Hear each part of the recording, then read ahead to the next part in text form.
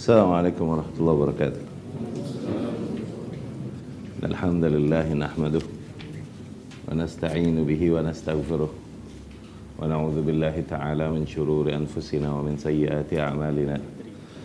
Man yahdihillahu fala mudilla lahu wa man yudlil fala hadiya lahu.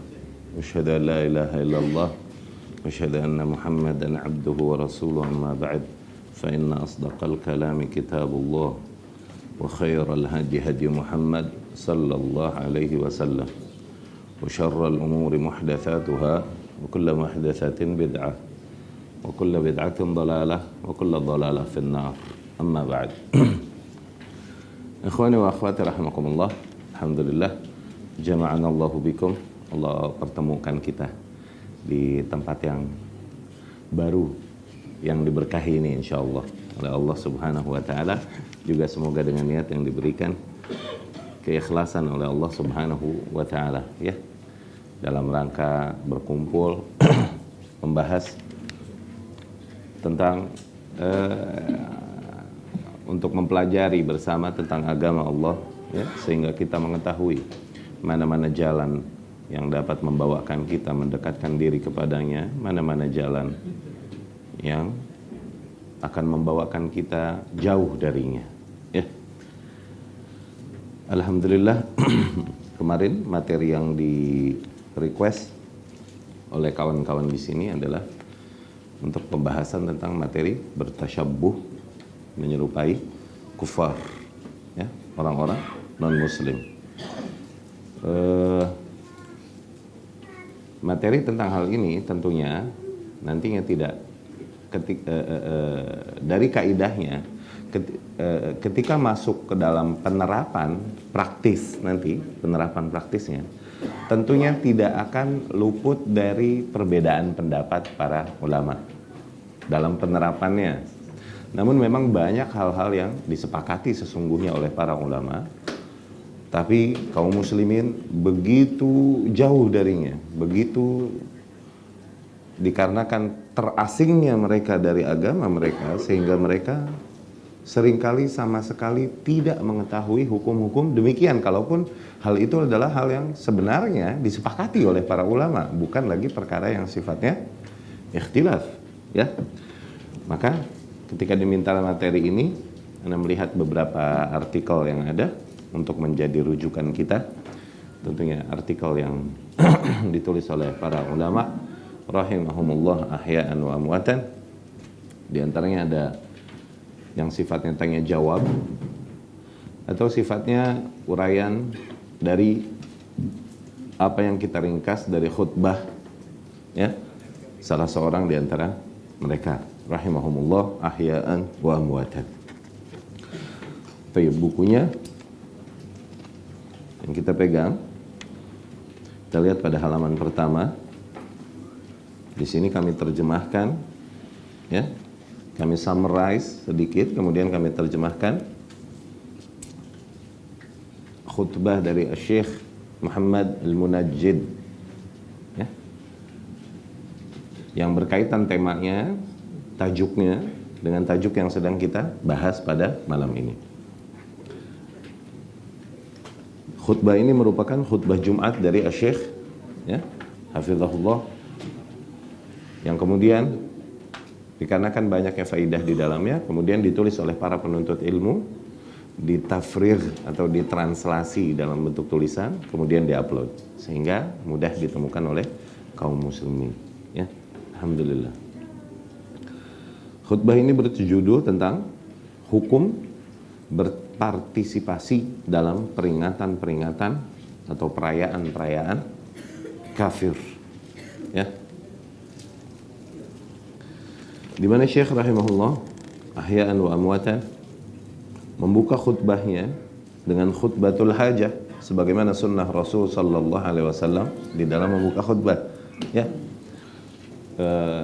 Khutbah yang biasa kita buka, innal hamdalillahi nahmaduhu nasta'inu bihi nastaghfiruh. Nah, kita terjemahkan khutbah tersebut ya, sampai masuk sabda Rasul, fa inna asdaqal kalami kitabullah, sesungguhnya sebaik-baiknya perkataan adalah kitabullah, wa khairal hadi, dan sebaik-baiknya petunjuk adalah petunjuk yang datang dari Nabi Muhammad sallallahu alaihi wasallam, ya. Dan seterusnya, ya. Poin pertama yang ditekankan oleh Syekh di sini dapat kita lihat di halaman kedua, yaitu apa? Islam, yakni agama ini serta para pengikutnya haruslah terbedakan, haruslah berbeda dengan agama-agama lain dan para pengikut agama-agama lain, harus berbeda. Ya, kita ini harus spesial, harus tampak terlihat berbeda. Ya. Sesungguhnya yang termasuk bid'ah dan kesesatan terbesar yang kelak para pelakunya akan dihukumi di neraka kelak nanti apabila Allah tak mengampuni mereka, yang termasuk bid'ah dan kesesatan terbesar yang terjadi adalah musyabahah. Musyabahah yakni penyerupaan terhadap kufar, terhadap non-muslim, terhadap kafir, ya. Baik dari golongan Yahudi, Nasrani atau agama-agama lain selain agama Islam. Dan di antara maqasid syariah, maqasid tasyri', tujuan-tujuan pembentukan syariat Islam, di antaranya adalah untuk membedakan syakhsiyah atau kepribadian seorang muslim, ya, dari segala hal yang mencampurinya. Membersihkan kepribadian tersebut dari apa? Dari hal-hal yang berbau kufur, hal-hal yang berbau syirik, yang berkaitan dengan nilai-nilai kufur, nilai-nilai syirik. Itu salah satu tujuan pembentukan syariat Islam, ya, sehingga terbedakan kita, terspesialkan kita dibanding yang lain. Dan juga di antara tujuan agama ini adalah untuk memuliakan Islam, menspesialkan agama ini, mengagungkan Islam, menzahirkan Islam, menampakkan Islam di atas agama-agama yang lain, sehingga Islam menjadi agama yang paling tampak, paling nyata, paling muhaimin, paling berkuasa atas agama-agama yang lain, ya. Maka dari situ yang termasuk nilai-nilai inti di dalam agama ini adalah berittiba kepada Rasulullah sallallahu alaihi wasallam. Dikarenakan dengan berittiba kepada Rasulullah sallallahu alaihi wasallam, tujuan-tujuan tadi yang kita sebutkan barulah akan tercapai. Barulah seorang muslim berbeda individunya dengan non-muslim apabila dia memang benar-benar mengikuti petunjuk Rasul sallallahu alaihi wasallam. Barulah agama Islam tampak lebih mulia, lebih agung daripada agama lain apabila si pemeluk Islam tersebut mengikuti memang benar petunjuk Rasul sallallahu alaihi wasallam, ya. Menjauhi segala bentuk penyerupaan kafir baik dalam perkara besar ataupun kecil, ya. Dan Allah pun subhanahu wa ta'ala menekankan hal ini di dalam firman-Nya di dalam surat Al-Maidah ayat 48. Allah subhanahu wa ta'ala berfirman, wa anzalna ilaikal kitaba bil haqqi musaddiqan lima bayna yadayhi minal kitab wa muhaiminan alaihi fahkum bainahum bima anzalallah. Dan sesungguhnya kami telah menurunkan kepadamu ya Muhammad Al-Kitab, yakni Al-Quranul Karim, dengan hak, yang dimana kitab Al-Quran tersebut juga membenarkan kitab-kitab yang diturunkan oleh Allah subhanahu wa ta'ala sebelum Al-Quran kepada Rasul-Rasul yang diutus sebelum Rasulullah sallallahu alaihi wasallam, dan juga sebagai bentuk penguasa terhadap kitab-kitab sebelumnya, ya. Di mana Al-Quranul Karim merangkum seluruh kitab-kitab, merangkum seluruh kitab yang Allah turunkan. Ada berapa kitab Allah turunkan? 4. Apa aja? Taurat, Injil, Zabur. Kitab yang Allah turunkan ada 315.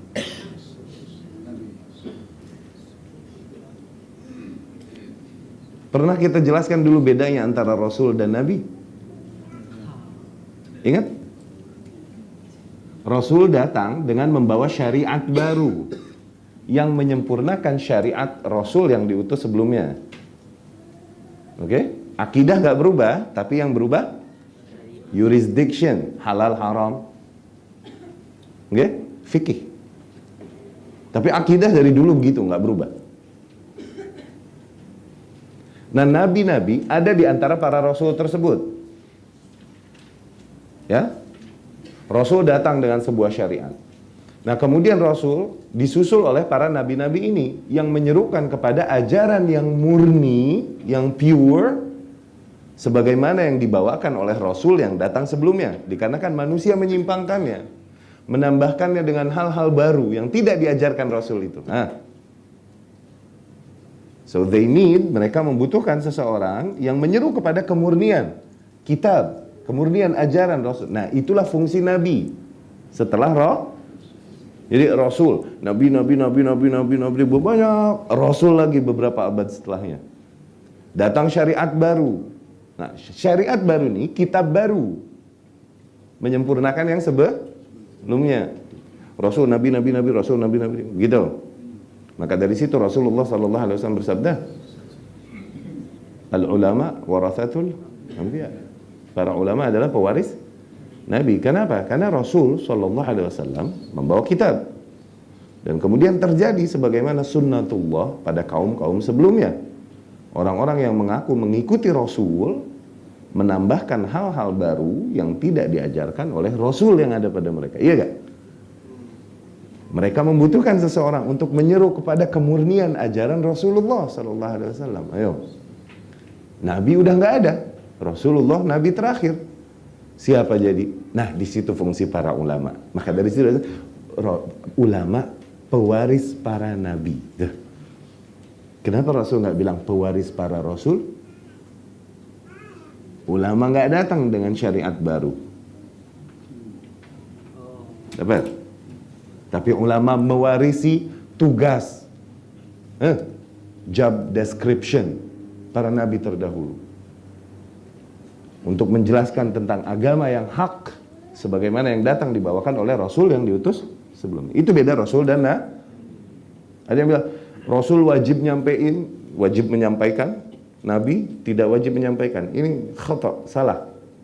Semua wajib. Kita aja umat dibilang balighu anni walau, sampaikan dariku kalaupun cuma satu.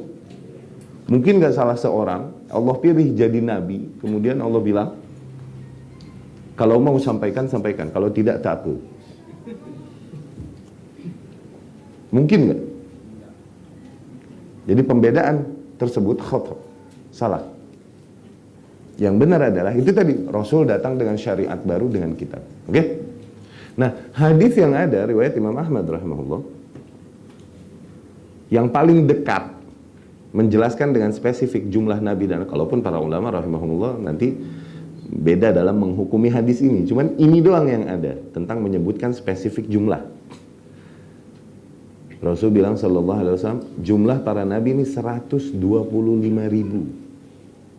Oke? Di antara nabi tersebut Rasulnya 315. Tuh. Jadi kitab cuma 4. You sure about that? Dapat? Ya. Maka Ibnu Qayyim Al-Jauziyah rahimahullah di Muqaddimah Madarij Salikin bilang Allah turunkan ratusan, hundreds kitab revealed upon the prophets, upon the messengers. Okay? Nah, kitab-kitab yang hundreds itu summarized, dirangkum di dalam 3 kitab besar, 3 syariat inti. Zabur, Taurat, Injil. It summarized all the book that revealed upon the messengers. Okay? These 3 books. These 3 books summarized in the last book, syariah terakhir, syariah yang completing, okay? Al-Quranul Karim. Al-Quranul Karim summarized dalam 1 surah, Al-Fatihah. That's why they call it Ummul Quran. Have you heard about that? Ummul, what does it mean? The mother of Quran. And then, what does it mean? Apa maksudnya? Kenapa Al-Fatihah Ummul Quran? Maknanya surat-surat lain budak-budaknya dia. Dia kan maknya. Ya kan? Semua surat yang ada di dalam Al-Quran adalah penjelasan panjang lebar dari apa yang Allah globalkan di dalam Al-Fatihah. Ya salam. Al-Fatihah summarized in one verse, di satu ayat. Iyyaka na'budu wa iyyaka nasta'in. Ajib kalamnya Ibnul Qayyim Al-Jauziyah rahimahullah. Ya. Di sini Allah Subhanahu wa taala jelaskan. Kami turunkan kepadamu ya Muhammad kitab, yakni Al-Qur'anul Karim, dengan hak. Musaddiqan lima baina yadayhi minal kitab, untuk membenarkan kitab-kitab sebelumnya. Wa muhaiminan alaihi, merangkum semuanya, menaklukkan semuanya, menguasai kitab-kitab sebelumnya. Fahkum bainahum bima anzalallah, maka hukumkanlah di antara manusia dengan hukum yang Allah turunkan pada kitabnya. Ya. Wala tattabi ahwa'ahum amma ja'aka minal haq, dan janganlah kau ikuti hawa mereka, nafsu-nafsu mereka, sehingga kau meninggalkan apa yang hak dan kau ikuti apa yang datang dari kafir, yang dibawa oleh hawa nafsu mereka. Jangan kau ikuti itu. Nah, ini korelasinya dengan pembahasan jangan mengikuti kafir. Wala tattabi' ahwa'ahum amma ja'aka minal haq, dan jangan kau ikuti mereka. Kenapa? Kau sudah punya yang hak, yang lebih benar, yang lebih diridhai oleh Allah Subhanahu wa taala. Kenapa kau masih mengikuti mereka? Begitu. Ya? Likullin ja'alna minkum syir'atan wa minhaja. Untuk setiap umat telah kami jadikan their own concept, their own syariah. Setiap umat masing-masing ada. Dan umat ini, the last umat Muhammad sallallahu alaihi wasallam, punya konsepnya sendiri. Jangan mengikuti yang dulu. Ya.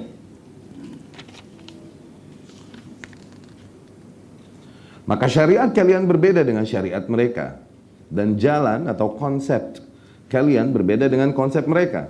Ya. La a'budu ma ta'budun, wa la antum 'abiduna ma a'bud. Agama kalian berbeda dengan agama mereka. Agama Islam yang Hanif ini telah datang menghapus seluruh agama sebelumnya. Hanif, maknanya apa Hanif? Hanif, ya, agamanya syariatnya Ibrahim. Hanif, maknanya apa? Al-ma'il 'anis syirk, yang terjauhkan dari kesyirikan. Itu Hanif maknanya. Al-ma'il 'anis syirk, yang terjauhkan dari kesyirikan. Agama ini datang menghapus seluruh agama sebelumnya dan mengalahkan agama-agama lain, dan jadilah agama Islam dengan kuasa Allah agama yang kokoh dan juga sebagai agama yang mendominasi, dominate agama-agama lain, ya. Dan kau pun akan menemukan Rasulullah sallallahu alaihi wasallam menjelaskan hal ini dengan sabdanya, man tashabbaha biqaumin fahuwa minhum. Barang siapa yang menyerupai sebuah kaum, maka dia terhitung dari kaum tersebut. Ya. Di sanad lain malah dikatakan man tashabbaha biqaumin husyira ma'ahum. Barang siapa yang menyerupai sebuah kaum, kelak mereka nanti dibangkitkannya bersama kaum tersebut. Di hari kiamat dibangkitkan satu barisan dengan kaum tersebut. Ma'adzallah. Ya. Maka dari situ seringkali di banyak kesempatan Rasul sallallahu alaihi wasallam memerintahkan kita untuk membedakan diri dengan kaum musyrikin, dengan kafir. Sering Rasul katakan khaliful musyrikin, khaliful musyrikin. Bedakanlah diri kalian dengan kafir. Bedakanlah diri kalian dengan kafir.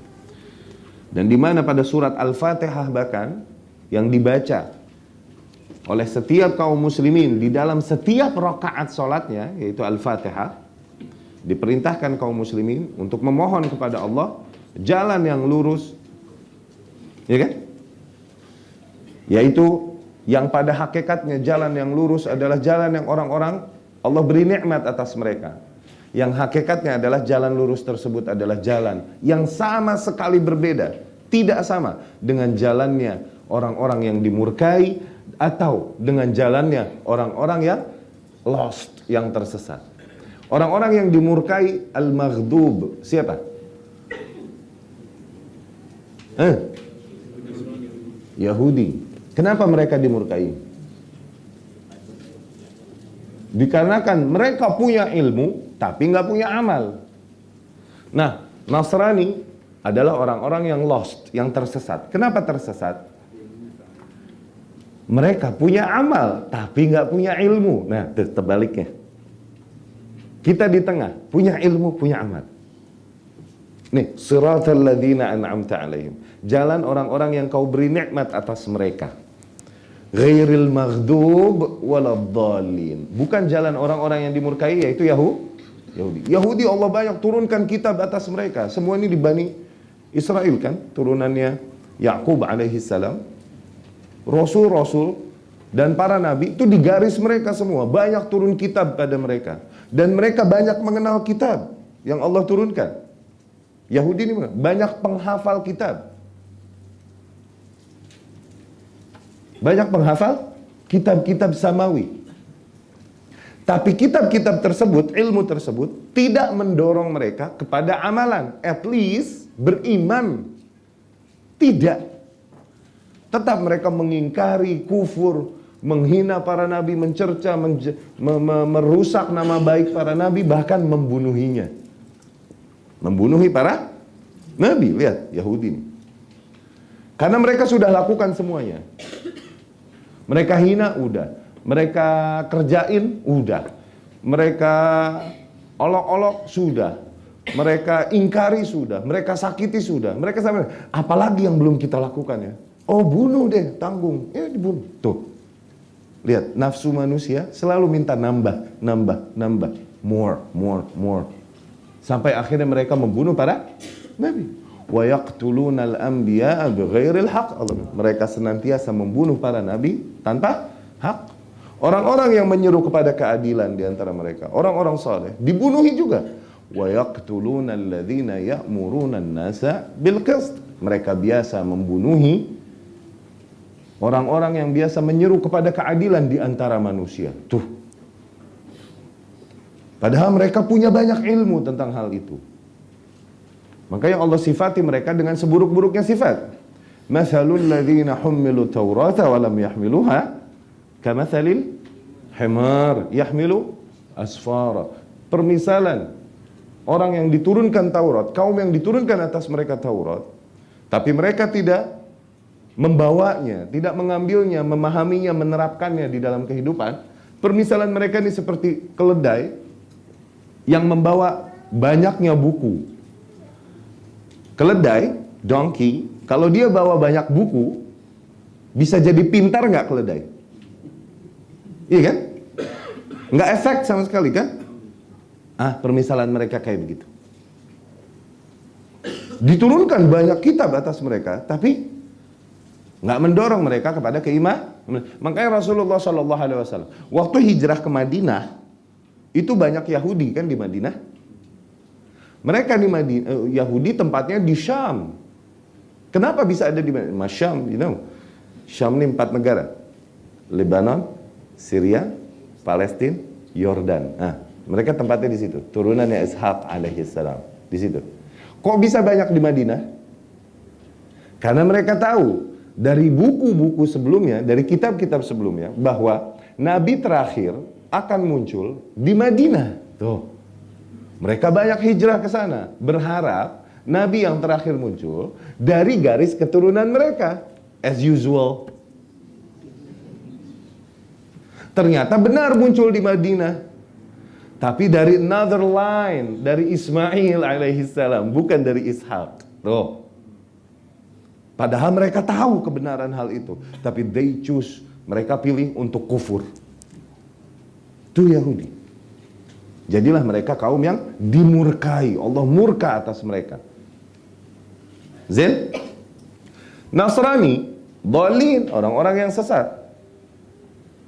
Mereka punya semangat beramal, ibadah luar biasa. Tapi ilmunya sudah hilang, kitabnya sudah dirubah. Akhirnya mereka beribadah dengan apa? Dengan perasaan, dengan semangat. Wow, nggak ada dalil. Banyak yang meninggalkan kehidupan dunia, hidup di atas bukit, beribadah terus. Tuh, jadi rahib-rahib. Meninggalkan nikmat-nikmat duniawi yang Allah halalkan atas manusia. Seperti apa? Menikah. Mereka tuh. Bahkan di antara mereka ada yang ikhtisa, kebiri. Kebiri. Karena apa? Biar ibadah terus. Mereka mengagungkan orang-orang saleh dan nabi-nabi mereka berlebihan. Diagungkan, dimuliakan, disembah. Karena apa? Karena beribadah dengan semangat, dengan perasaan. Bukan dengan ilmu. Ilmunya udah hilang. Jadilah mereka lost, tersesat. Ghairil maghdub alaihim wala ad-dallin. Nah kita bilang siratal ladzina an'amta alaihim. Nih, jalan orang-orang yang kau beri nikmat atas mereka. Ada ilmu, ada perintah ilmu, ada perintah amal. Ya. Nanti ini kita jelaskan di proporsionalitas syariat Islam, insyaallah. Kita di tengah. Ya. Ala kulli hal, kenapa kita memohon kepada Allah? Tunjukkan kami jalan yang lurus, bukan jalan mereka, bukan jalan mereka. Kenapa? Agar kita totally different. Tapi setelah itu semua kemudian kita mengikuti mereka, mengikuti perayaan-perayaan anniversary mereka dan lain-lain. Oh, come on. Itu pengkhianatan. Ya. Itu pemberontakan. Ya. Jalan orang-orang yang kau ridhoi, bukan jalan mereka yang kau murkai, dan juga bukan jalan orang-orang yang tersesat. Ya. Namun tunjukkanlah kami kepada jalan yang hak, konsep yang hak, yang tidak seperti jalan orang-orang Yahudi dan juga tidak seperti jalan orang-orang Nasrani. Tunjukkanlah kami kepada jalan yang lurus, yang tidak menyerupai jalannya mereka yang tersesat dari kebenaran. Ya. Maka dari situ seringkali kita temukan di dalam syariat atau perintah Allah Subhanahu wa taala, Allah seringkali memerintahkan kita untuk membedakan diri dengan kafir dalam banyak perkara. Di antaranya dalam berbuka puasa. Buka puasa diperintahkan di kita cepat-cepat.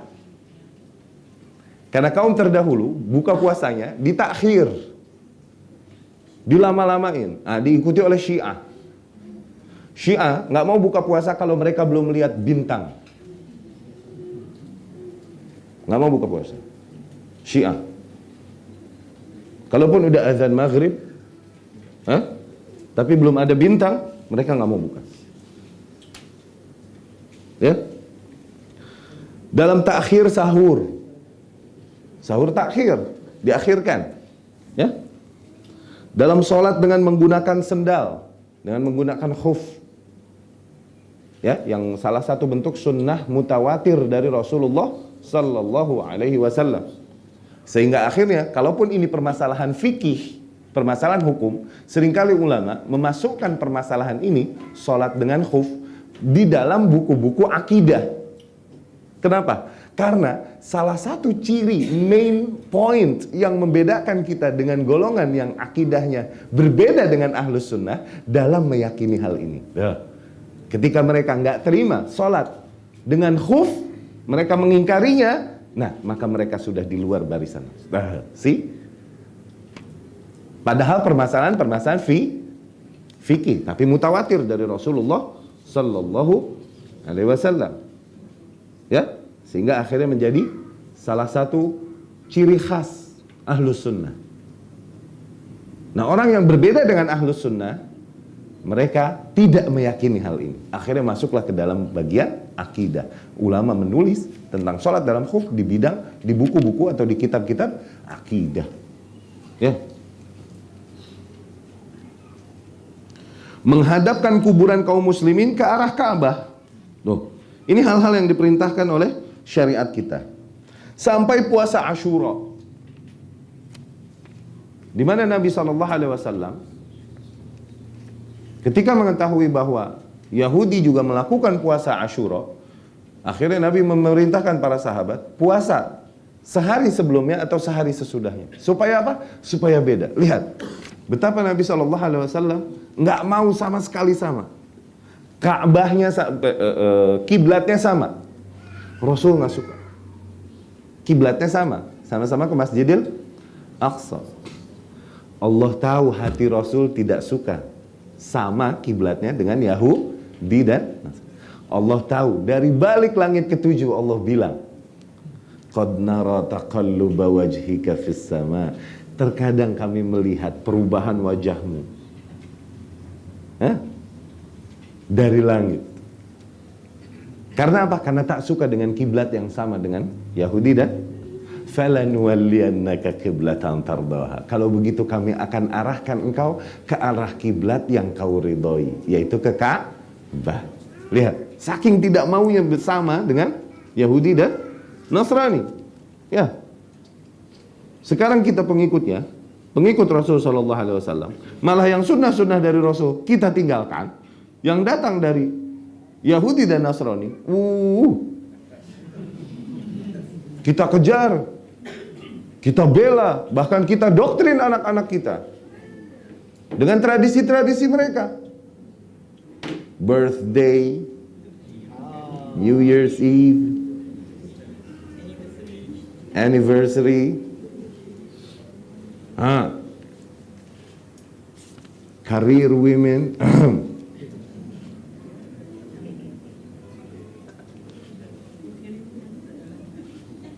Ya. Padahal kita mengaku mencintai Rasul, mengikuti sunnah Rasul sallallahu alaihi wasallam, tapi lifestyle yang datang dari Rasul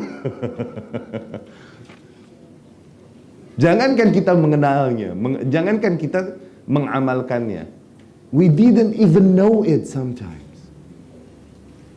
Kita lebih mengenal apa-apa yang diajarkan oleh non-muslim seringkali. Karena asingnya kita dari ajaran-ajaran Rasulullah sallallahu alaihi wasallam. Asingnya kita dari sunnah. Akhirnya lebih mengikuti apa-apa yang tidak datang dari Rasul sallallahu alaihi wasallam. Bid'ah atau apa-apa yang datang dari ajaran-ajaran non-muslim. Anak-anak kita, insya Allah kaum muslimin tahu semua kalau bayi dilahirkan diazanin. Tahu semua? Oke. Itu tidak diajarkan Rasul sallallahu alaihi wasallam. Berapa banyak kaum muslimin yang tahu tahnik di mana baby lahir, ayahnya kunyah kurma, keluarin, masukin ke mulut bayi.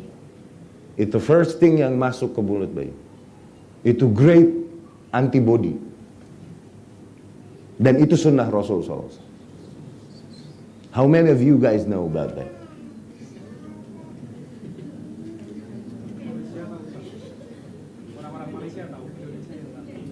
Oh begitu? Oh Masya Allah, banyak yang tahu ya? Oh, emang begitu? Oh Masya Allah, barakallahu fikum. Di kita malah enggak, asing.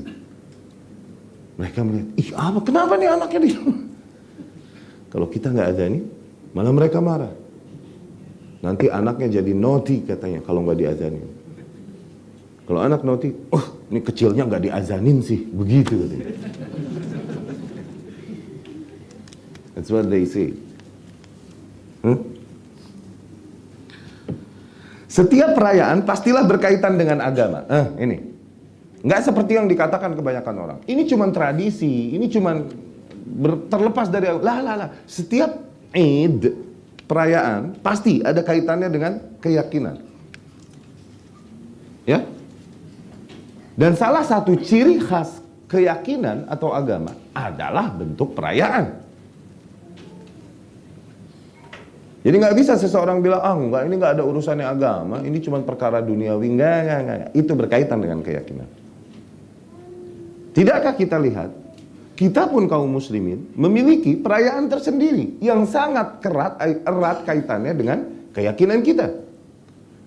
Perayaan kita yang memang benar sesuai dengan sunnah Rasul Sallallahu Alaihi Wasallam. 3, Eid al-Fitri, Eid Adha, sama Eid Usbu', Eid perayaan mingguan, hari Jumat, di mana diperintahkan manusia di situ santai, bebas, nggak boleh puasa, semua makan. Ya, 3. Nah, Idul Fitri sangat berkaitan dengan keyakinan kita, di mana di situ diperintahkan kaum muslimin untuk berbahagia. Setelah apa? Setelah berpuasa Ramadan sebelumnya. Di situ dianjurkan zakat, ya kan? Di situ dianjurkan untuk salat Idul Fitri yang merupakan salah satu syiar utama di dalam syariat Islam. Tuh. Jadi perayaan berkaitan dengan keyakinan, dengan agama. Idul Adha, di situ ditumpahkan darah hewan sesembelihan dengan nama Allah. Bismillahirrahmanirrahim. Diharamkan berpuasa setelahnya beberapa hari tasyrik. Diperintahkan kaum muslimin untuk berbahagia, makan, minum. Ya, berkaitan dengan keyakinan. Begitupun Jum'ah. Di situ ada salat Jumat, di situ ada khutbah. Ya, di situ dilarang berpuasa kaum muslimin apabila hanya hari Jumat. Kalau puasanya berkaitan dengan Kamisnya, Kamis, Jumat, Sabtu, Minggu, boleh. Boleh itu. Tapi kalau sengaja dispesialkan di hari Jumat, nggak boleh. Misal punya hutang puasa 4. Baru mau start Kamis, Jumat, atau Jumat, Sabtu, Minggu, Senin, boleh. Tapi kalau sengaja pilih hari puasa Jumat, nggak boleh. Ya, karena apa? Itu hari perayaan kaum muslimin. Harinya bahagia. Ya. Nah, begitupun perayaan yang ada pada kufar, pastilah berkaitan dengan keyakinannya. Nggak mungkin hanya tradisi. Nggak mungkin hanya kebiasaan sebuah kaum nggak. Ini berkaitan dengan keyakinannya. Ya. Di antara dalil-dalil yang menegaskan kewajiban menyelisihi Yahudi dan Nasrani pada perayaan-perayaan mereka, ya, larangannya adalah firman Allah Subhanahu wa taala di dalam Al-Furqan ayat 72. Walladzina la yashhaduna az-zur, dan mereka yang tidak bersaksi palsu. Ya. Tidak bersaksi palsu. Wa idza marru bil laghwi marru kiraman. Dan apabila mereka melalui orang, yakni melewati sebuah kaum yang sedang perbuatan yang tak berfaedah, ya, mereka melewatinya seraya menjaga kehormatan, menjaga pride. Ya. Muhammad bin Sirin, lihat tafsiran para ulama rahimahumullah terhadap bersaksi palsu. Maksudnya apa nih? Muhammad bin Sirin rahimahullah, yang dimaksud adalah perayaan sya'anin. Nah, tidak bersaksi palsu maknanya tidak menyaksikan perayaan sya'anin. Ini salah satu perayaannya Nasrani. Wallahu a'lam, yang kita kenal dengan nama Paskah. Ya, Paskah. Lihat, ulama mentafsirkannya langsung spesifik bahwa itu adalah perayaan-perayaan non-muslim. Yakni tidak bersaksi palsu, maknanya tidak menyaksikan, tidak berikut serta di dalam perayaan yang datang dari agama non-Islam.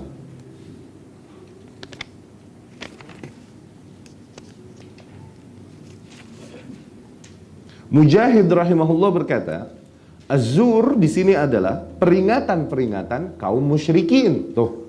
Dan mereka yang tidak menyaksikan peringatan-peringatan kaum musyrikin.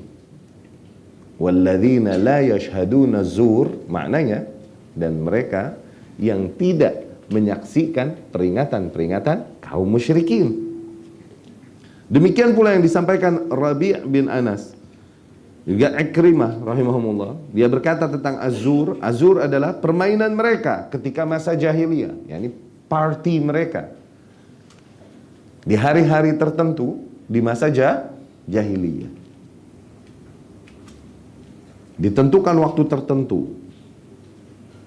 Ad-Dhahhak berkata, azur adalah perayaan kaum musyrikin. Ya.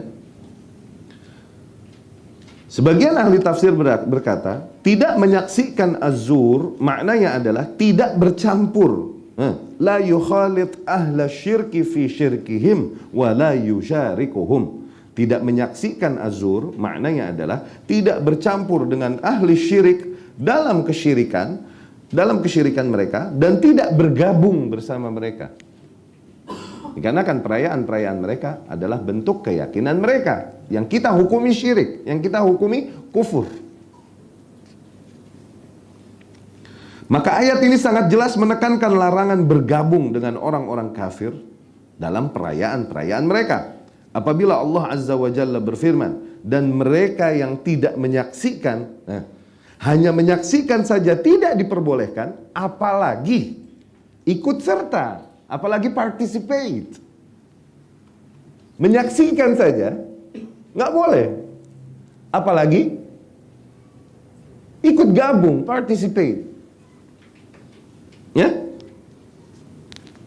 lihatlah betapa Allah namai perayaan. Allah namai perayaan-perayaan kaum musyrikin dengan azur, kepalsuan. Kenapa? Karena berangkat dari kekeliruan akidah, kesalahan keyakinan.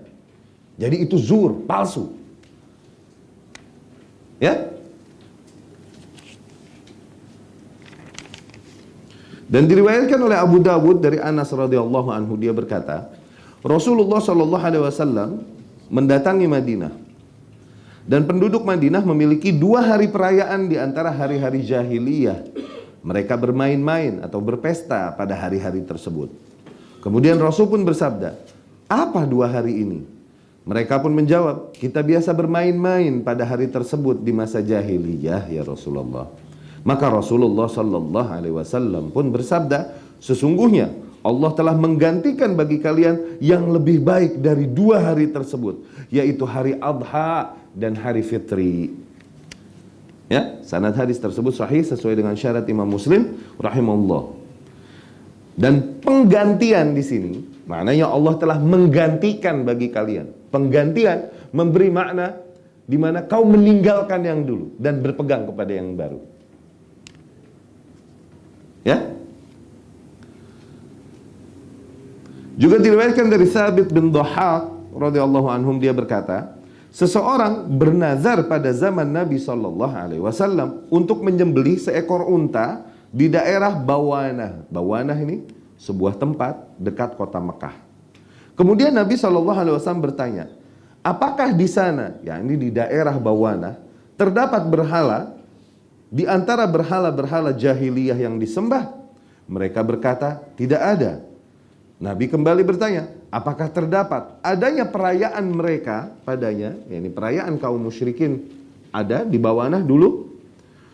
Mereka berkata, tidak ada Rasulullah.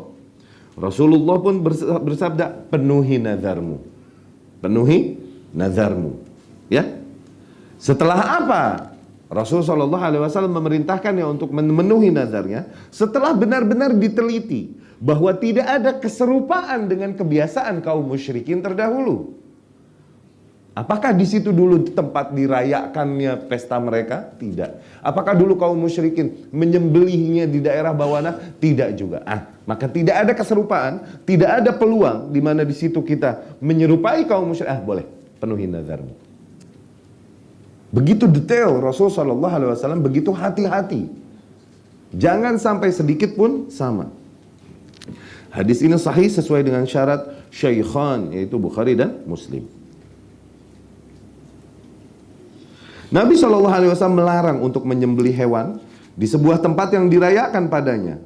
Sebuah peringatan padahal bisa jadi tidak ada perayaan apapun pada saat itu, tapi tempat tersebut biasa mereka berkumpul padanya ketika perayaan dan tetap tidak diperbolehkan menyembelih padanya. Mengapa ada demikian? Agar jangan sampai ada lagi yang meramaikan tempat tersebut Dikarenakan kaum musyrikin biasa melakukan perayaan padanya, maka bagaimanakah mereka yang memang benar-benar mengikuti perayaan orang-orang kafir? Yani lihat betapa Rasul Shallallahu Alaihi Wasallam mau memendam, mengubur perayaan-perayaan terdahulu.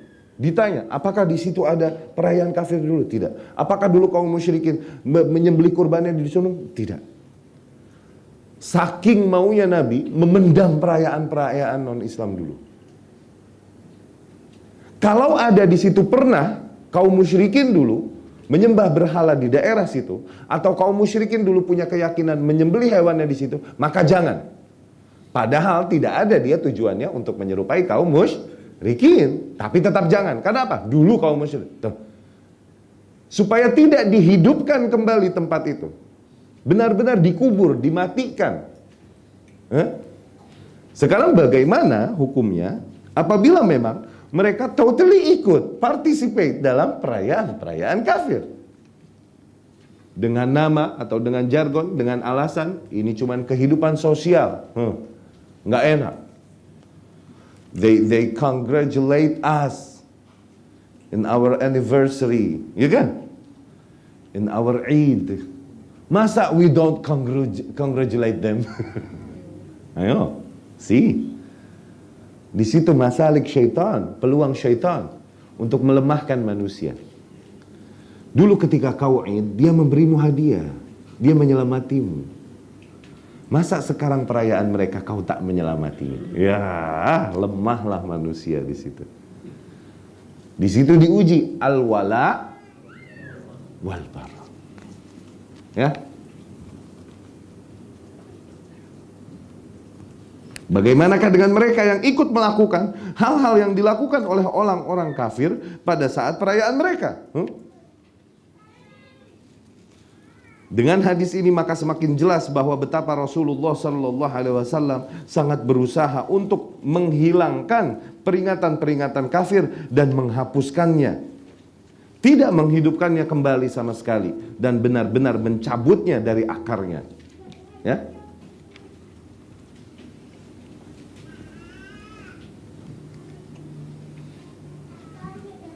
Juga di antara dalil-dalilnya yang dimana kita benar-benar berpegang teguh dan berbahagia hanya di dalam perayaan kita dan tidak boleh di perayaan orang adalah sebagaimana sabda Nabi Sallallahu Alaihi Wasallam kepada Abu Bakar.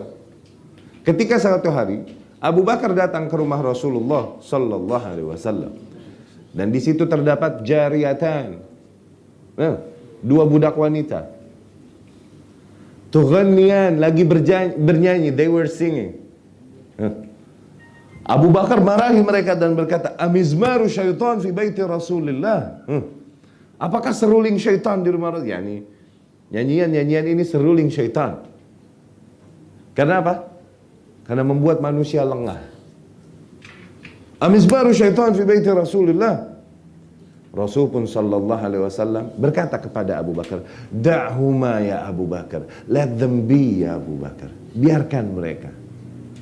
Fa inna likulli qaumin 'id, sesungguhnya setiap kaum punya perayaan dan hari ini perayaan kita.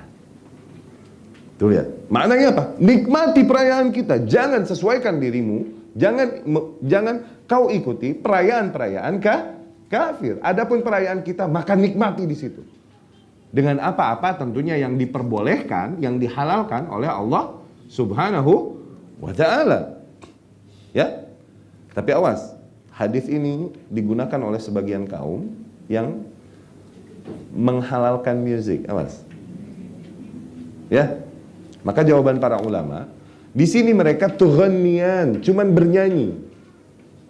Ghina, lagu masih boleh. Sebagaimana kata Imam Ghazali rahimahullah, al-ghina kalam.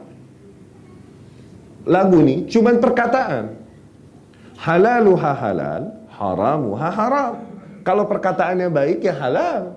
Kalau perkataannya kufur misalnya, syirik, oke? Hidupku hanya untukmu ya salam. Ya. Like when a man said to his women, okay, my life is only for you. It's kufur. Nggak boleh. haramuha haram, al-ghina kalam, halaluha halal, haramuha haram. Kalau cuma nyanyian, syair-syair yang disenendangkan, dinasyidkan, boleh. Dan itu pun 2 anak kecil. Nih kasusnya. Bukan dari sini kemudian menghalalkan musik dengan instrumen. Tayyib. Dan musik dengan instrumen ini terus terang yurith an-nifaq, membuat kita jadi nggak aware sama maksiat, jadi tolerir sama maksiat. Itu yang dirasakan di hati ketika seseorang membiarkan hatinya menikmati lantunan musik. Akhirnya dia nggak aware sama maksiat. Ini lengah hatinya, yurith an-nifaq, mewariskan nifaq, menghilangkan rasa khauf dari Allah, mengikis, mengurangi kadarnya. Itu yang apa? Efek daripada musik salah satunya.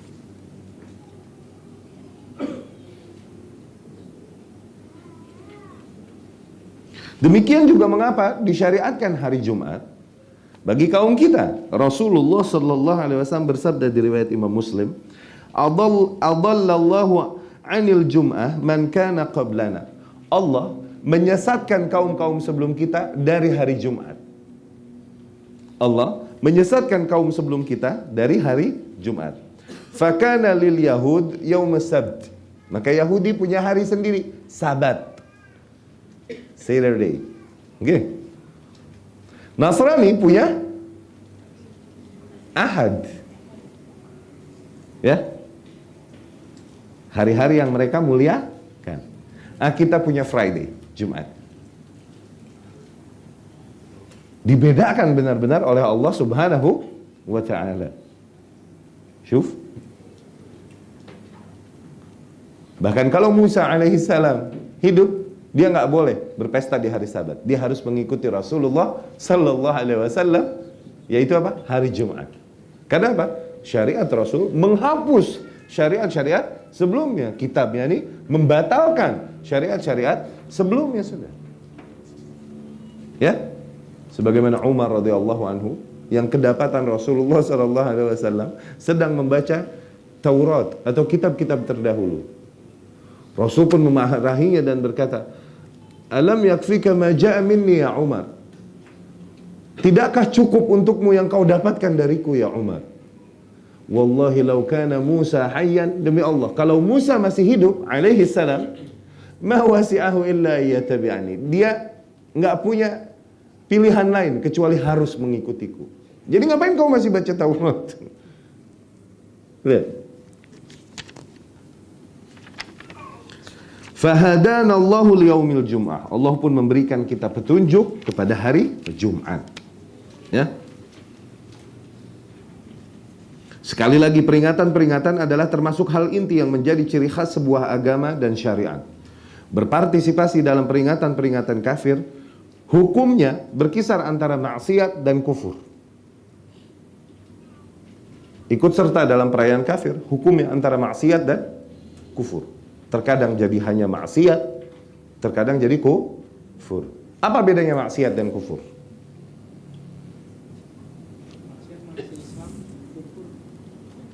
Kita kafirin, astagfirullah. Mas? Apa bedanya kufur sama syirik? Isma. Kesalahan-kesalahan praktis dalam amalan, maksiat. Kesalahan-kesalahan dalam faith yang berkaitan dengan keyakinan, kufur. Kesalahan dalam tauhid, syirik. Zen? Kesalahan-kesalahan dalam amalan, maksiat. Kesalahan-kesalahan dalam yang kaitannya dengan keyakinan, kufur. Ya. Kesalahan dalam tauhid, ya? Tauhid adalah bagian daripada akidah. pembahasan akidah atau iman luas.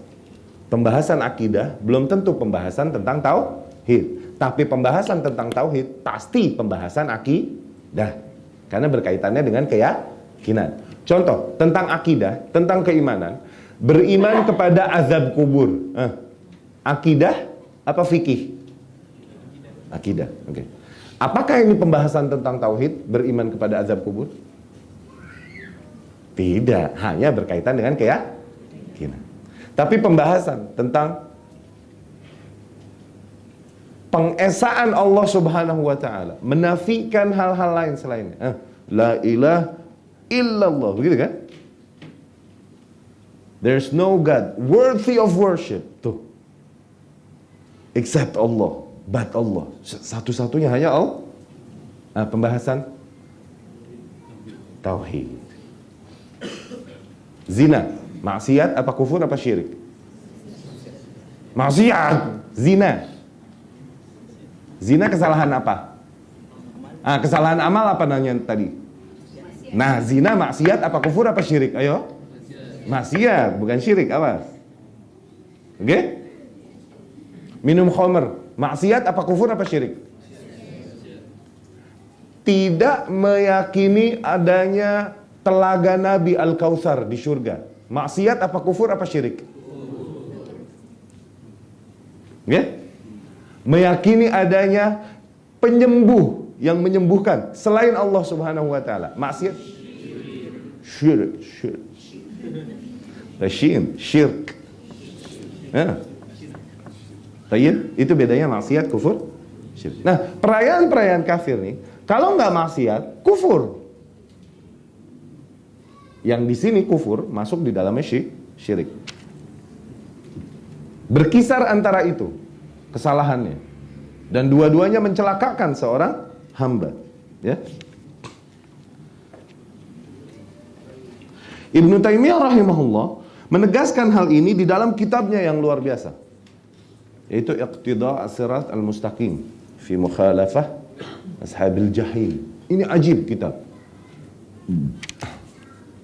Ya, di Iqtida', di Al-Iqtida', di situ dijelaskan oleh Syekhul Islam rahimahullah dalil-dalil dari kitab dan sunnah dalam perintah menyelisihi kafir, okay? Dan larangan bertasyabuh dengan kafir, gitu kan? Kalau dilarang bertasyabuh berarti diperintahkan menyelisihi, gitu usul fikih kan? Al-amru bisyai'i nahyun nahyun an diddih. Perintah atas sesuatu maknanya adalah larangan dari kebalikannya.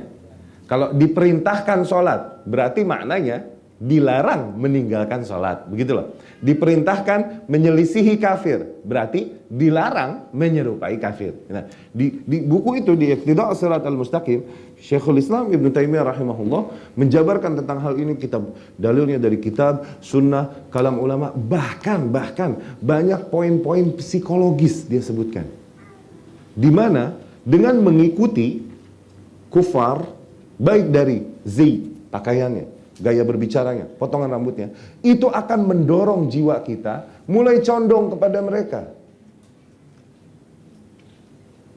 mulai mencintai mereka. Kenapa? Karena kita mulai menggunakan hal-hal yang sama dengan membedakan diri dengan mereka, semakin terjauhkan kita dari keyakinan mereka.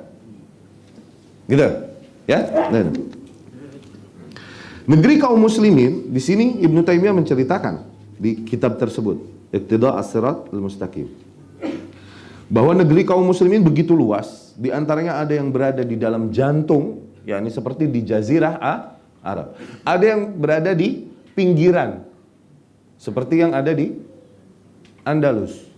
Di pinggiran maknanya bertetangga dengan negara-negara kafir, gitu. Ya? Islam sejak zaman dulu menguasai negeri-negeri kafir tersebut. Syekhul Islam rahimahullah mengeluhkan perubahan situasi yang ada pada kaum muslimin yang bertetangga dengan negeri-negeri kafir di sana. Beliau berkata, sungguh kondisi kaum muslimin di sana perkara yang menakjubkan, miris, ya. Miris itu. Bahasa Malaysia miris, tahu ya? Pathetic. Oke? Pathetic. Mana perkataannya yaitu, para kaum muslimin yang sedikit keilmuan dan keimanannya mengikuti para orang-orang kafir dalam perayaan-perayaan mereka. Sehingga keikutsertaan mereka pada perayaan-perayaan kafir demikian lebih mereka cintai dan banggakan dan lebih mereka agungkan daripada perayaan-perayaan kaum muslimin sendiri.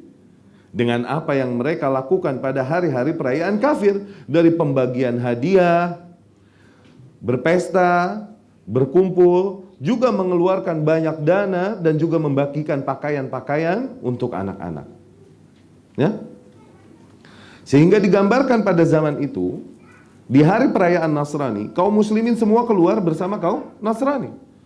Mereka membawa hewan-hewan bahimahnya, peliharaannya, sapi-sapi, kambing-kambing, dan masing-masing dipakaikan lonceng, bel. Sehingga pada hari tersebut, pasar yang ada itu bunyi lonceng semua. Tuh kaum muslimin ikutan. Kenapa? Mereka happy, bahagia. Ikutan itu yang terjadi di Andalus dulu, yang dilakukan oleh kaum muslimin. Ya? Banyak kaum muslimin yang mengikuti perayaan tersebut, sebagaimana disebutkan oleh Syekhul Islam Ibnu Taimiyah rahimahullah pada zaman itu. Sehingga pada hari Khamis demikian, pasar-pasar yang ada akan dipenuhi suara-suara lonceng kecil demikian, dan juga kutipan quotes dan pada kesempatan tersebut pun banyak dijual lukisan-lukisan ular dan kalajengking. Karena apa? Mereka meyakini lukisan ular dan kalajengking kalau di rumah ini bisa menangkal ain, menangkal jin dan syaitan. Tuh, lihat, mereka ikuti hal itu. Ya.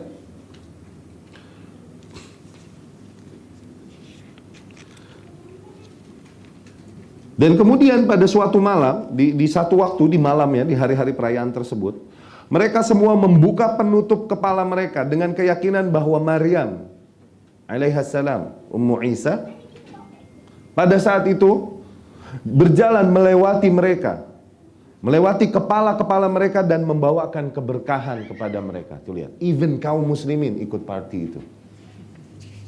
Lihat yang terjadi akhirnya. Apa yang terjadi pada negeri Andalus?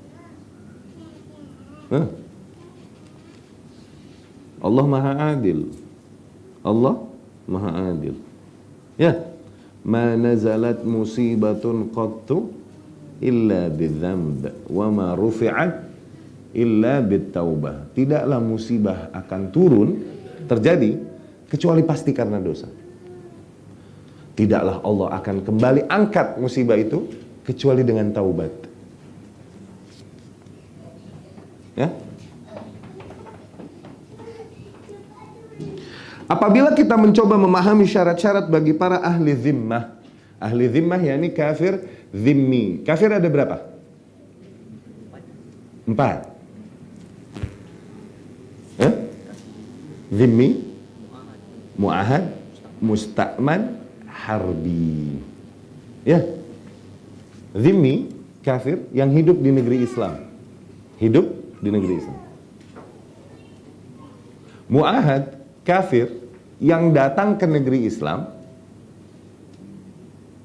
Oke? Afwan. Mu'ahad, negeri kafir yang di dalam perjanjian damai dengan negeri Islam. Oke?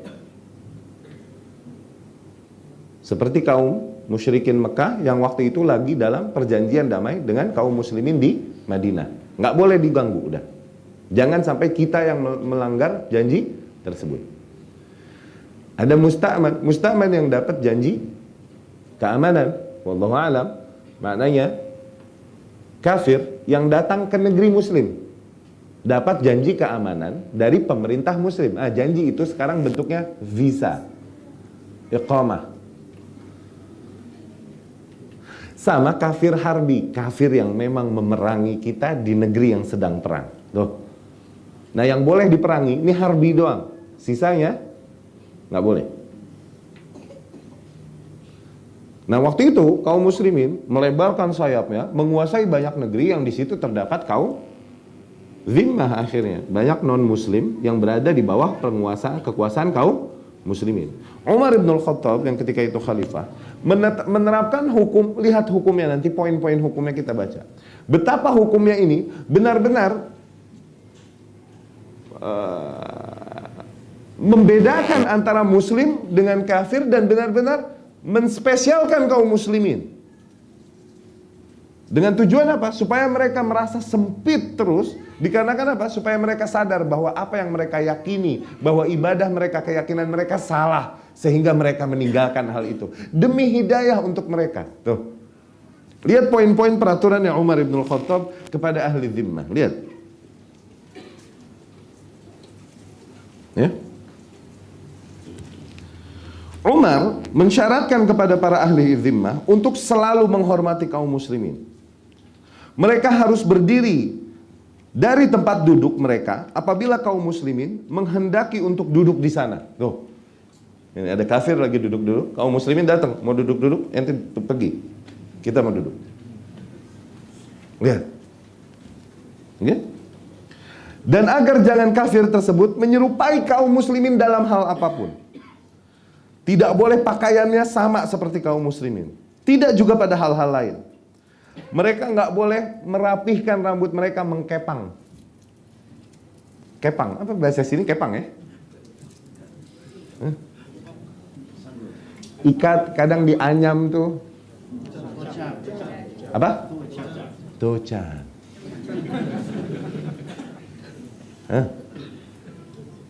Nggak boleh begitu. Kenapa? Itu sunnah Rasul Sallallahu Alaihi Wasallam. Kaum muslimin begitu. Lah, itu lelaki juga. Nah, kaum non muslim harus menggeraikan rambut mereka, nggak boleh diikat.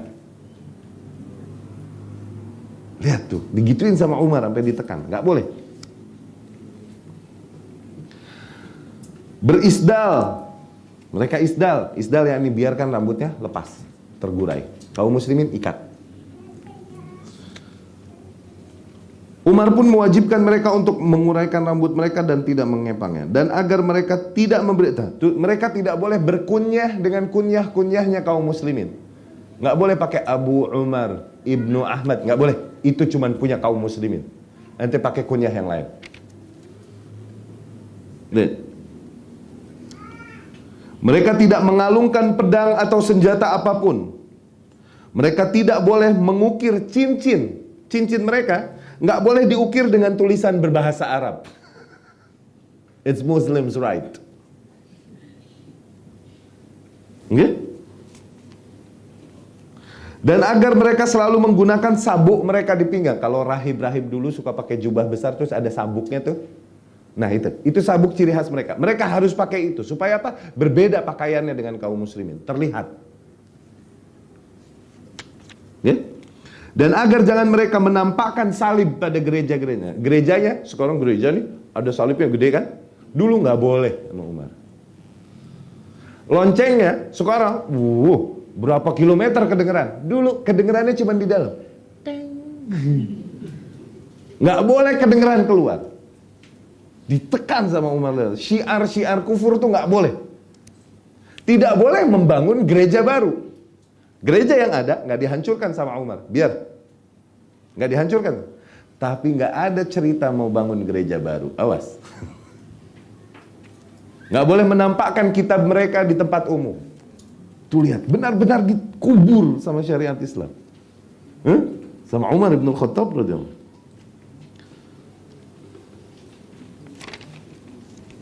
Tidak pula mengangkat suara mereka keras-keras di dalam sholat. Nah, lihat bagaimana kita dengar di negeri kaum muslimin, mereka bernyanyi-nyanyi, kedengaran sampai ke jalan raya.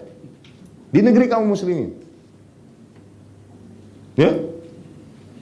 Karena mereka ibadahnya adalah dan sholatnya adalah bernyanyi. Ya. Nggak boleh menjual khomer.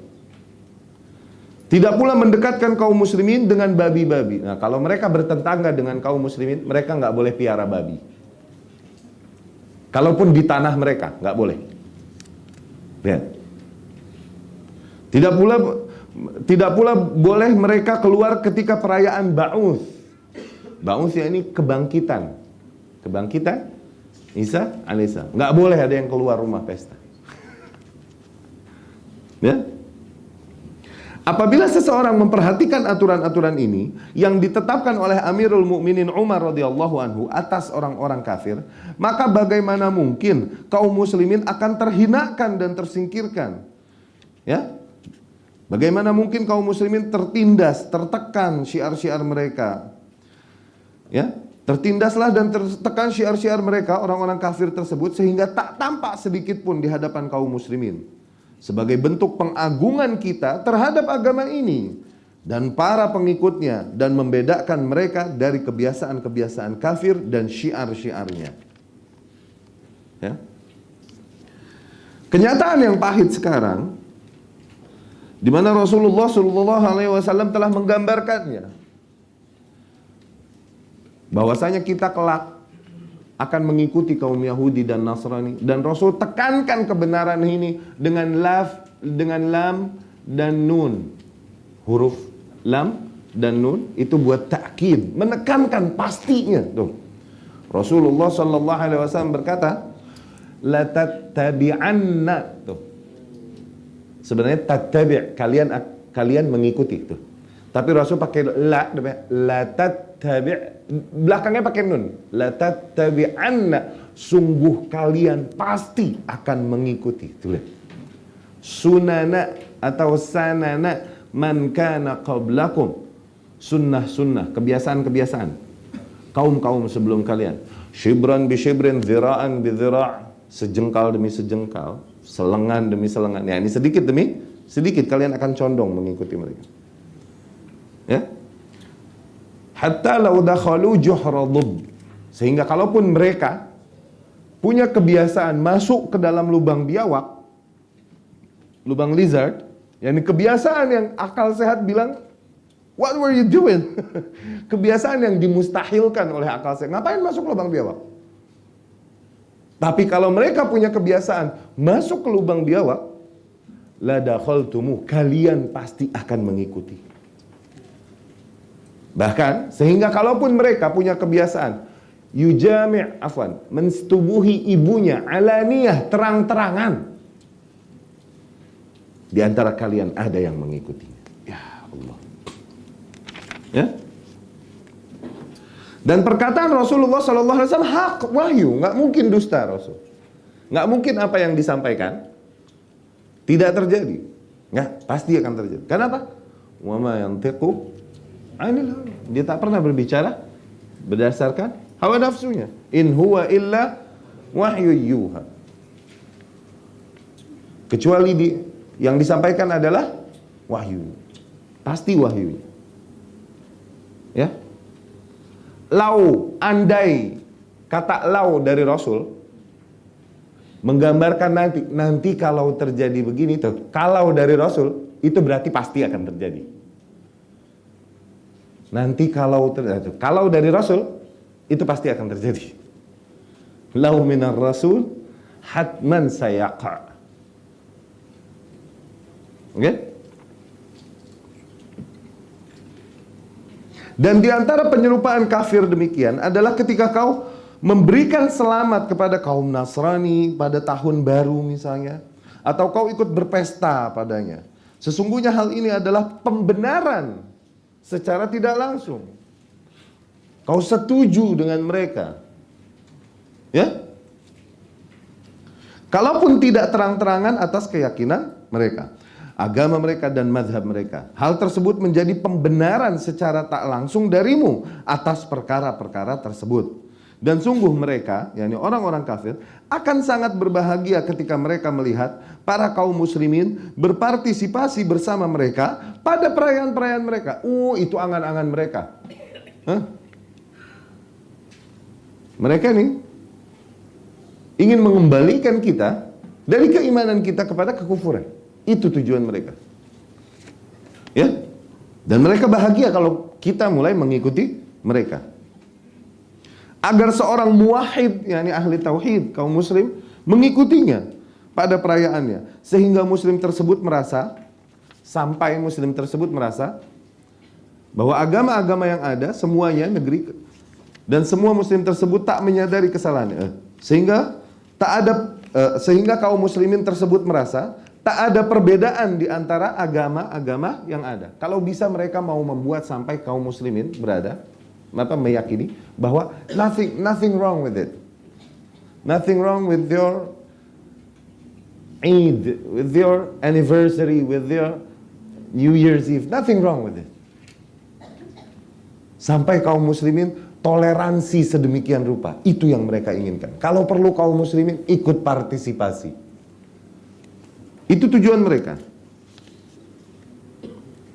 Di antara tujuan-tujuan menyelisihi kafir, agar mereka merasa terasingkan, mereka merasa terdiskriminasi, agar mereka menyadari kesalahannya. Mengapa kita tak berpartisipasi bersama mereka? Dikarenakan mereka salah, mereka syirik, mereka kufur. Namun ketika kau ikut serta bersama mereka, bahkan kau memberikan selamat kepada mereka, maka seolah-olah kau berkata kepada mereka, tak ada yang salah pada kalian. Bahkan justru kami berbahagia bersama kalian. Dan kami pun berbahagia sebagaimana kalian pun bahagia. Tuh, dengan menyelamati mereka, seolah-olah kalian mengatakan itu. Betapa hal tersebut benar-benar mematikan syiar-syiar Islam. Betapa hal tersebut pun adalah bentuk pembenaran atas kebatilan mereka. Sebuah pengakuan yang tak diridhoi oleh Allah Subhanahu wa ta'ala. Akhirnya anak-anak kita pun sejak kecil terbiasa dengan budaya-budaya itu.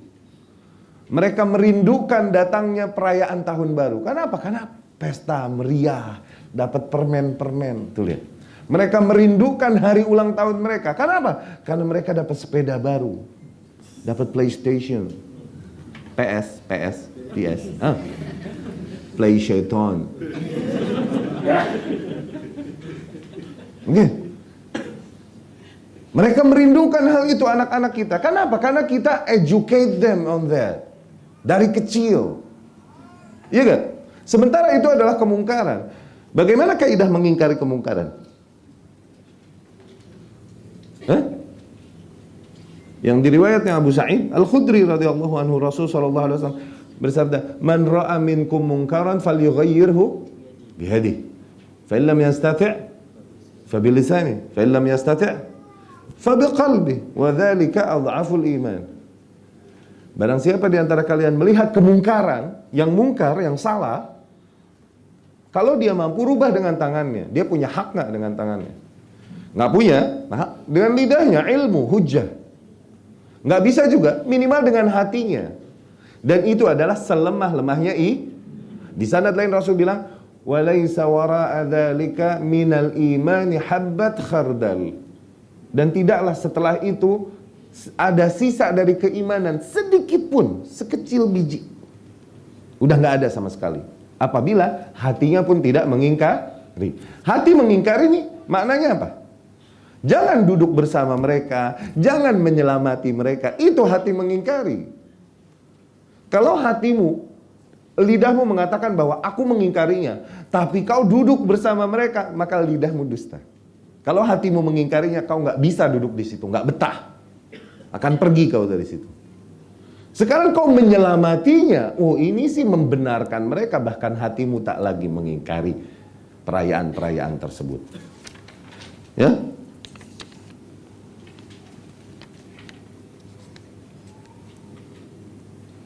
Ketahuilah bahwa menyerupai kaum Yahudi dan Nasrani dengan berpartisipasi pada perayaan-perayaan mereka akan menyeret kita kepada perkara-perkara lain yang akan menjadikan bentuk kecondongan hati kita. Yani hati kita mulai cinta kepada mereka dan kebiasaan mereka. Ya? Contohnya misal psikologis tadi yang seorang yang punya profesi tukang kayu carpenter. Kalau ketemu tukang kayu lain, seolah-olah dia punya ikatan emosional. Wah, sama-sama tukang kayu. Tukang kayu lain motornya, bicycle-nya mogok. Oh, tukang kayu mogok. Dia berhenti, dia tolong. Iya kan? Grabber, kalau ketemu grabber, grab driver, grab car, grabber. Ya. Yeah. Kalau ketemu grabber, oh, Ada ikatan emosional nggak? Lihat, hanya karena kesamaan kegiatan, kesamaan activity. Iya nggak? Atau kesamaan kendaraan. Misalnya, Anda pakai Mercy, misal, ya Rabb.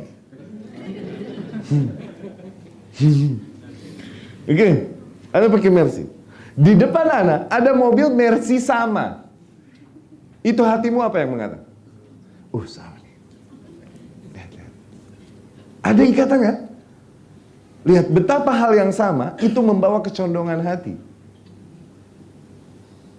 Apalagi kau sering bergaul dengannya, sering bergabung dengannya, akan mulai tertular sifatmu. Ya? Bergabung duduk bersamanya, hatimu mulai nyambung satu sama lain. Jangankan manusia sama binatang kan nular. Pernah kita jelaskan kan?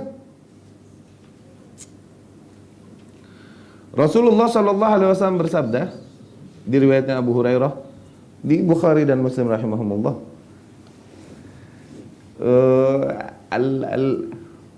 al-kibr wal khuyala inda ashabil khuyul wal jamal. Kesombongan, kekerasan hati ada pada para penggembala onta dan kuda. Pernah kita jelaskan kan? As-sabr wal hilm, kesabaran, kelembutan ada pada para penggembala kambing. Kenapa demikian? Oke, Syekh Utsaimin di Syarah Sahih Muslim menjelaskan. Onta, kuda, ini hewan yang punya power, punya pride, sehingga mereka membusungkan dada mereka. Punya power. Mereka dapat melakukan itu semua, mengangkat beban berat, jalan jauh, lari cepat. Mereka bisa. Punya pride. Okay? Dan ini sangat berefek kepada orang yang berada di sekitarnya.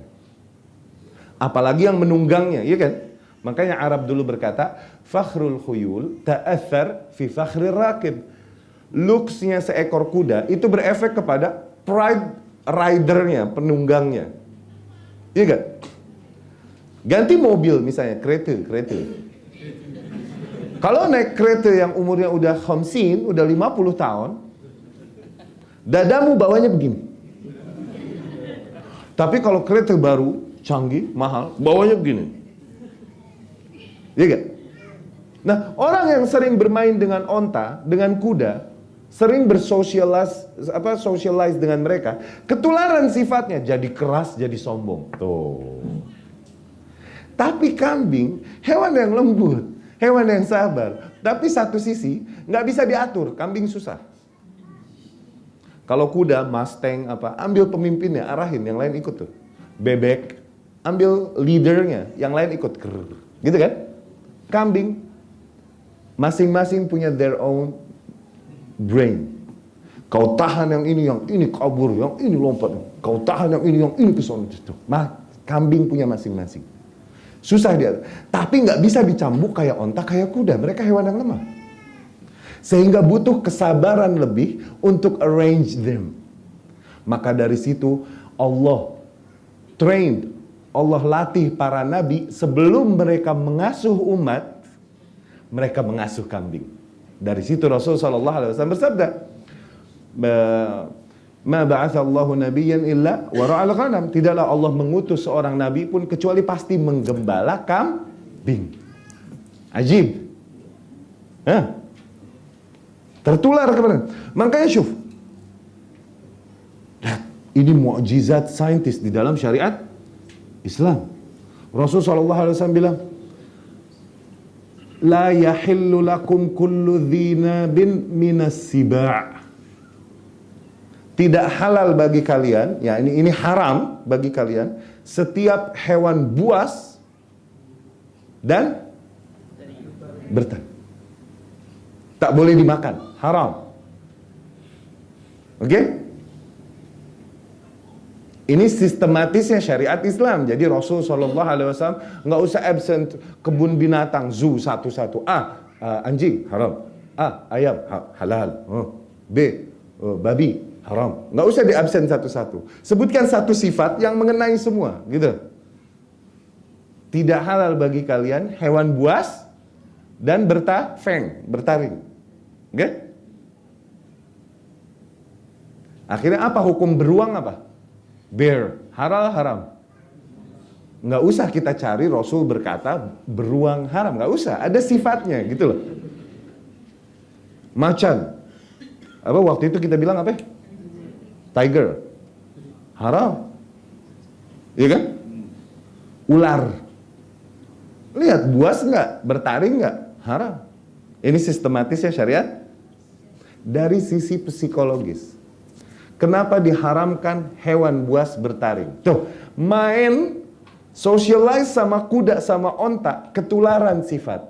Can you imagine kalau kau makannya ular, bagaimana sifatmu?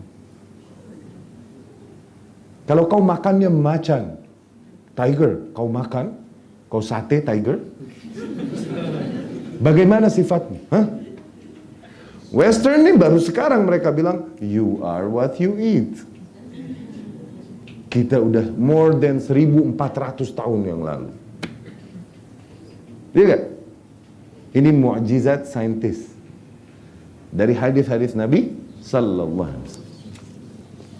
Nah itu efeknya menyerupai diri dengan kafir. Bahaya, nanti akan ada kecondongan hatimu, ada akan toleransimu terhadap kufurnya mereka, syiriknya mereka, dan lain-lain. Dan itu gak boleh. Ya. Dari situ Rasul Shallallahu Alaihi Wasallam bersabda di riwayat Muslim dari Abu Hurairah, al arwah junudun mujannada. Jiwa-jiwa manusia nih kayak tentara-tentara yang Allah atur dibaris-bariskan. Ma ta'arafa minha talaf, yang saling mengenal satu sama lain fix, nyambung. Wa ma tanakara minha ikhtalaf, yang saling bertentangan mental, ya.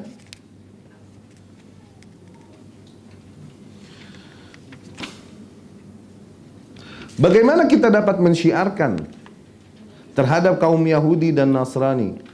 Bagaimana kita dapat mensyiarkan bahwa agama mereka adalah syirik dan salah? Bagaimana kita dapat berlepas diri dari kesyirikan mereka? Bagaimana kita dapat mendakwahkan bahwa agama-agama tersebut, Yahudi, Nasrani, dan semua agama lain tidak diridhoi oleh Allah? Namun kemudian kita berpartisipasi dalam perayaan-perayaan mereka. Tak mungkin. Ya.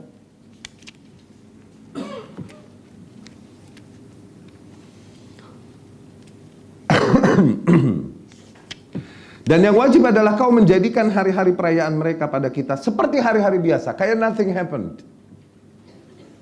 Jangan libur, ya. Tetap berkegiatan, tetap activity sebisa mungkin, kayak nothing happened. Seolah-olah tak berefek sama sekali di hatimu hari-hari perayaan mereka. Gak boleh kita ikut berbahagia di hari-hari perayaan mereka, ya. Dan bahkan kalau diundang oleh mereka, jangan. Kalau mereka invite, jangan. Dan kalau mereka kasih hadiah dalam rangka peringatan mereka, tolak. Maaf, tapi lakum dinukum waliyadin. With all due respect. Tegas, ini al-wala wal bara. Ya. Dan kalau mereka mau membeli dagangan-dagangan kita untuk perayaan mereka, jangan. Kayak misalnya kita jual genteng. Oh, genteng apa? Genteng. Genteng ya. Roof. Mereka mau beli buat bangun gereja misalnya. Jangan kau jual. Apabila kau tahu, jangan. Di sini dibilang, apabila kau jual ayam Roma. Oke? Ayam Romawi. Ayam Romawi ini kalkun. You know? Sebenarnya ini ayam Roman chicken. Oke? Apa? Ayam apa? Ayam Belanda. Mereka bilang turkey. Oke? Ini istilah turkey mereka gunakan untuk mock, untuk menghina Last Caliph. Mereka mau bilang turkey ini chicken. Jadi they name it turkey. As they name masjid as mosque. It's like mosquito when you hear azan. See? Tuh mereka. Padahal ini ayam Roma, ayam Romawi, ayam Belanda. Kita bilang ayam kalkun. Ya. Ada yang bilang ayam cantik tadi ya. Macam mana cantik? Kasih gincu. Kasih bedak. Turkey, kalkun. Kalau mereka mau beli ke kita, ayam itu dalam rangka hari perayaan mereka, mereka biasa pakai ayam itu. Jangan jual. Kalau kita tahu. Ya. Itu bentuk wala dan bara. Oke, sampai kita kepada poin barometernya. Barometernya seperti apa? Miqyas at-tashabbuh. Barometer tasyabbuh dengan kufar yang tidak diperbolehkan dan yang diperbolehkan ini seperti apa? Nah, kita lihat jawaban dari Syekh Utsaimin rahimahullah. Ya. Barometernya adalah ketika si peniru menirukan sesuatu yang menjadi ciri khas orang yang ditiru. Maka bertasyabuh dengan orang-orang kafir adalah ketika seorang muslim melakukan sesuatu yang menjadi speciality mereka, ciri khas mereka. Ya. Adapun hal-hal yang telah merata di antara manusia dilakukan baik oleh kafir atau muslim, maka tidak apa-apa lagi, hilang. Illah tasyabuhnya sudah hilang. Kalaupun datangnya dari mereka, dari kafir. Tapi sudah merata penggunaannya di antara manusia, maka sudah tidak, illah haramnya sudah hilang, ya. Tidak juga hal tersebut menjadi haram dikarenakan menyerupai kafir, kecuali memang hal tersebut diharamkan dari sisi lain, ya.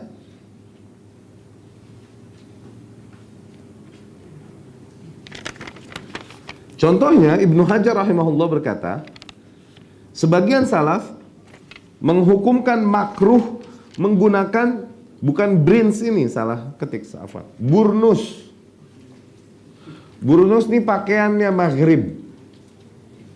Maghrib nih Maroko. Gamis yang ada tudungnya, itu burnus. Itu dulu pakaiannya kaum Nasrani, pendeta. Dulu sebagian ulama mengharamkan, tapi semakin merata akhirnya makruh. Semakin merata ya udah akhirnya bebas karena sudah dipakai umum. Sama seperti bantol, celana. Ini dari mereka. Merata ya sudah hilang illah haramnya. Pesawat terbang dari siapa? Dari mereka juga. Cuman merata dan di situ ada maslahatnya, maka nggak apa-apa. Tuh lihat. Ya. Yang dilarang adalah hal-hal yang sifatnya pertama ada kaitannya dengan keyakinan mereka, dengan agama mereka, ada keyakinan, ada kaitannya dengan itu. Kemudian hanya mereka yang melakukan. Kalau telah merata, kalaupun ada kaitannya dengan agamanya awalnya, tapi telah merata dilakukan oleh banyak manusia, maka jadi nggak apa-apa. Kayak burnus itu, gamis itu tadi. Tadinya ini pakaian rohban Nasara, pakaian rahib-rahib ahlul kitab terdahulu dulu, kayak begitu tuh, sedikit menutupkan mukanya, begitu dulu. Tapi sekarang semakin merata dan akhirnya diperbolehkan oleh para ulama. Nah, Ibnu Hajar berkata, burnus karena hal itu merupakan pakaian para pendeta. Imam Malik rahimahullah ditanya tentang hal ini, beliau menjawab, sesungguhnya itu termasuk pakaian kaum Nasrani, biasa mereka memakainya di sini.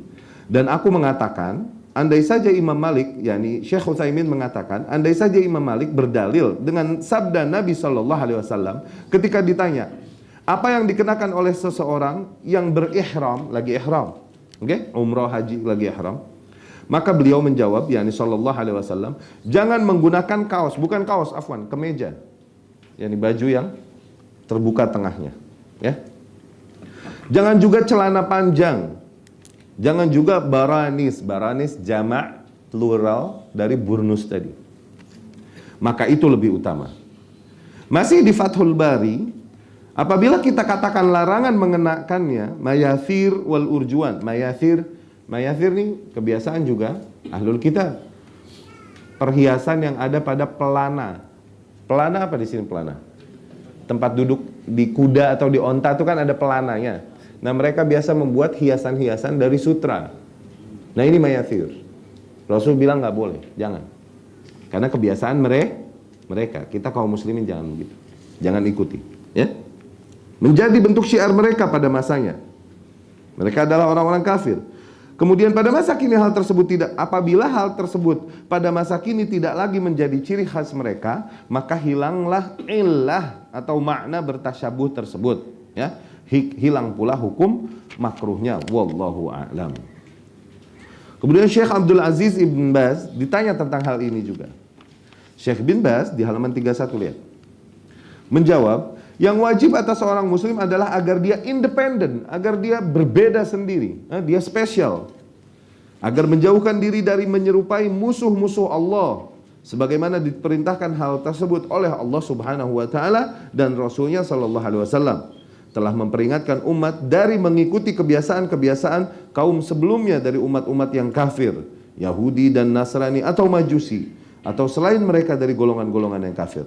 Maka hal tersebut menunjukkan kepada kewajiban tersendirinya kaum muslimin, yakni terbedakannya kaum muslimin dengan pakaian khas mereka. Sebagaimana yang Allah telah wajibkan atas mereka dan Allah syariatkan dan seterusnya.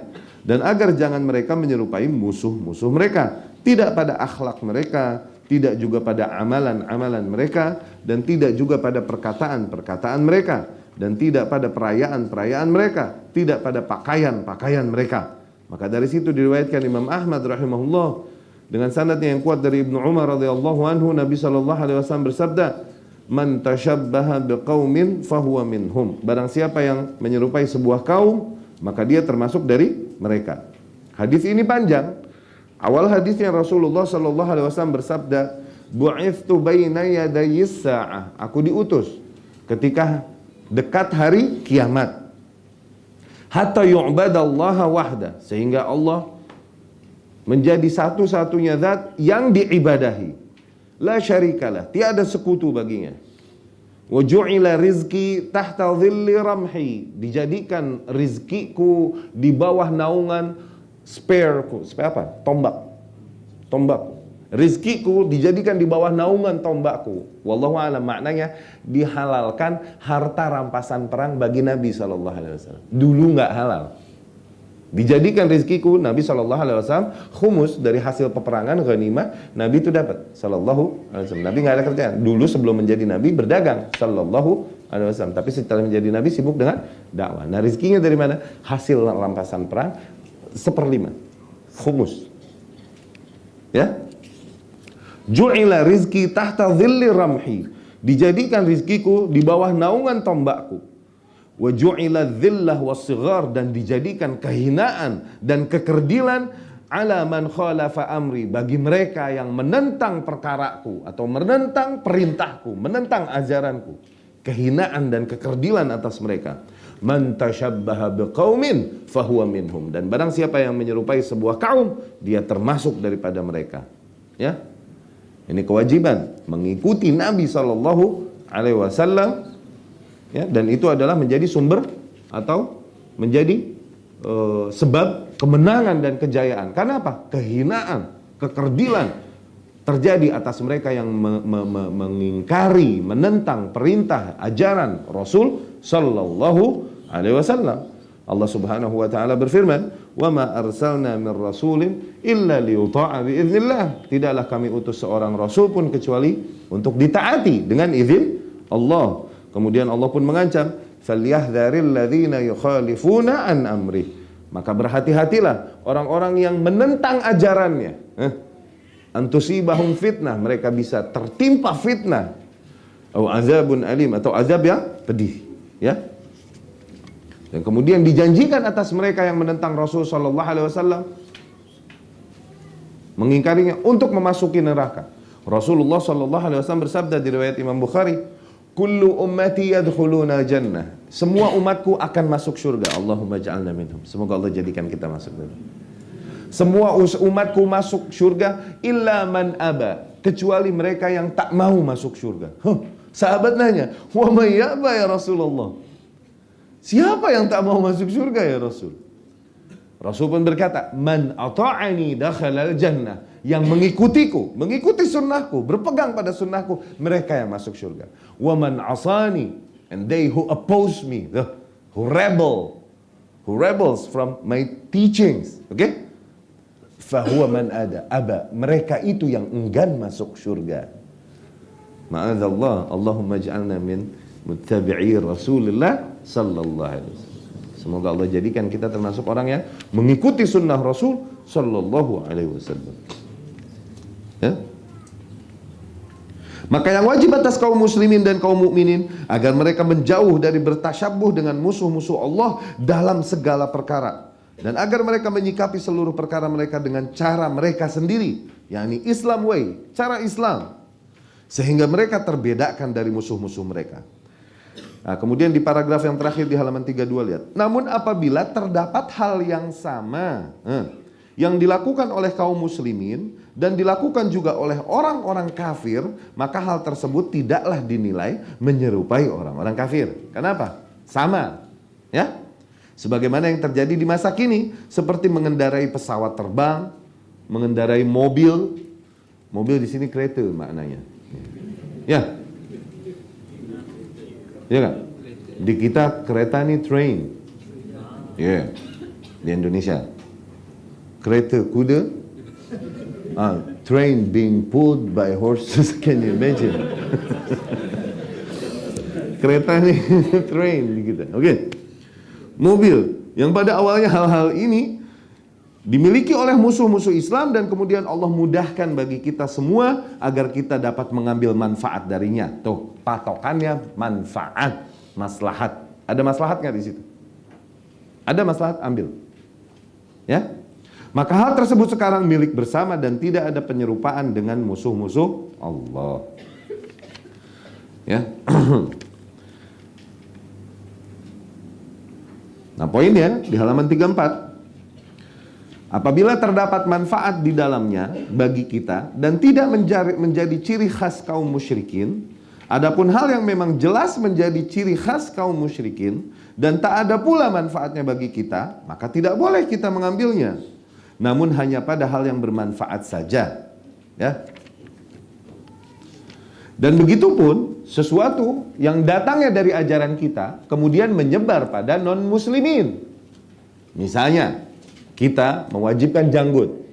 Kemudian non-muslim, Yahudi, Nasrani, musyrikin mewajibkan janggut juga, mereka pakai janggut. Jangan karena mereka berjanggut kemudian kita cukurnya, jangan. Kita cukur. Kenapa? Karena non-muslim juga udah berjenggot. Rasul perintahkan kita untuk berbeza dengan mereka. Jadi kita cukur janggut. Itu namanya bahlul. Oke. Okay.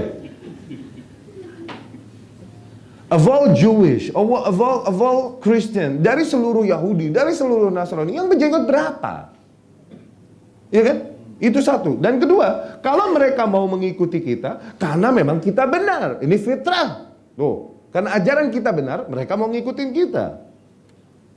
Terserah. Yang jelas, tidak kita mengikuti mereka. Kenapa? Karena faith mereka, agama mereka salah, kufur, syirik.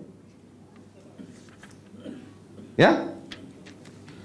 Tayyib, penyampaian materinya kita cukupkan sekian. Ngelihat udah pada tidur semua yang begitu. Yang begitu. Nah, yang begitu. Terima kasih atas perhatian dan waktunya. Besok masih ada beberapa materi lagi. Insya Allah nggak kalah menarik, ya. Dan kemudian hari Ahad juga nanti kita ada bedah buku juga yang nggak kalah menarik.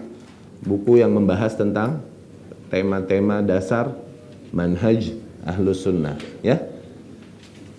Tafadhol, kalau sempat silahkan datang. Nanti kita belajar bersama, kita baca bersama. Afwan, nggak menerima pertanyaan dari awal, kesepakatan kita nggak menerima pertanyaan dan udah kemalaman. Tapi terima kasih atas perhatian dan waktu yang diberikan. Ini buku yang nanti kita bahas di hari Ahad, insya Allah, ya. Sekali lagi terima kasih atas perhatian dan waktu yang diberikan. Subhanakallahumma rabbana wa bihamdika asyhadu an la ilaha illa anta astaghfiruka wa atubu ilaik. Assalamualaikum warahmatullahi wabarakatuh.